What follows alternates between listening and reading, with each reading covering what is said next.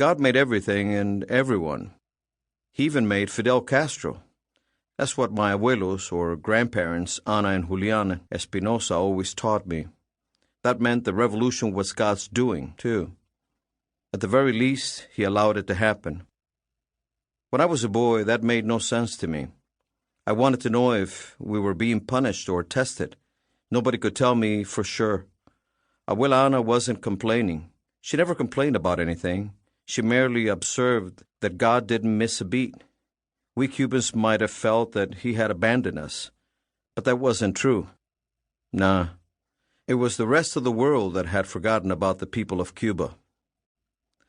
That's what Abuela Ana said, and she should know, because even before Castro came to power, when he overthrew the dictatorship of Fulgencio Batista, life had been hard for my family. Maybe Cuba's problem and ours started with sugarcane. Sugar is the lifeblood of Cuba, and the central province of Las Villas, where my people come from, is the heart of sugarcane country. But farming sugarcane is brutally hard work. Both of my grandfathers had begun toiling under the Caribbean sun before they hit puberty, hacking at the tough canes with machetes, slapping insects, watching out for snakes, and hoping their exhausted neighbor's aim didn't go awry. In the old days, this was slave work. Each of my grandfathers dreamed of leaving as soon as he could, in search of a better life. Only my maternal grandfather, Abuelo Julian, managed to do that when he put down his machete and left the cane fields in the farming town of Rodas in Las Villas in 1918.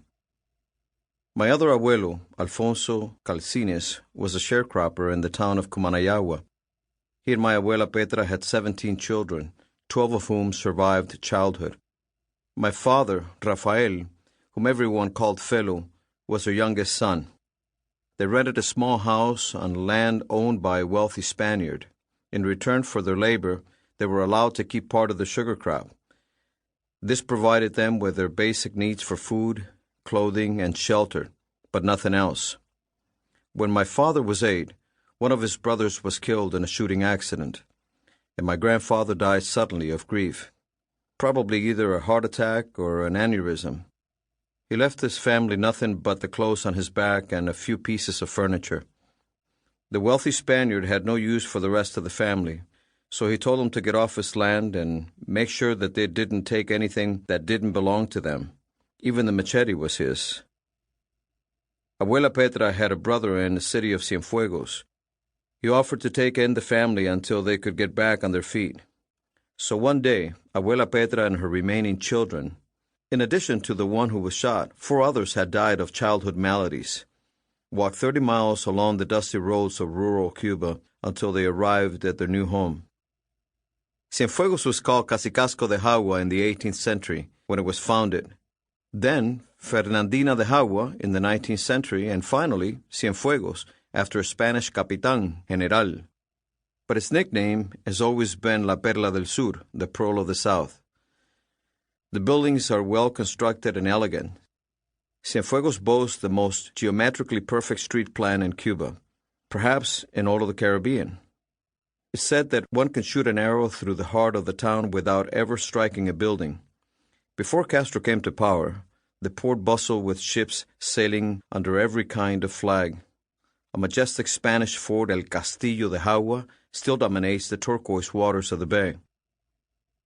Some members of both the Calcines and Espinosa tribes eventually ended up in the barrio or neighborhood of Glorytown. My parents met when my mother was 14, my father 21. One of my mother's sisters, Violeta, was my father's neighbor. It was during one of my mother's frequent visits to see her sister that my father noticed her and began to think about settling down. Felo had already been laboring for years on the docks, where he and his brothers had earned reputations as tireless workers. Decent-paying jobs for uneducated, untrained men were scarce, and they got used to defending their positions with the only means of arbitration they had, their fists. But if another laborer collapsed under the brutal sun, as was common, one of the Calcines brothers would be there to carry the fallen man's load as well as his own. This way, although dock hands were paid by the load, the fallen man would receive his full pay at the end of the day.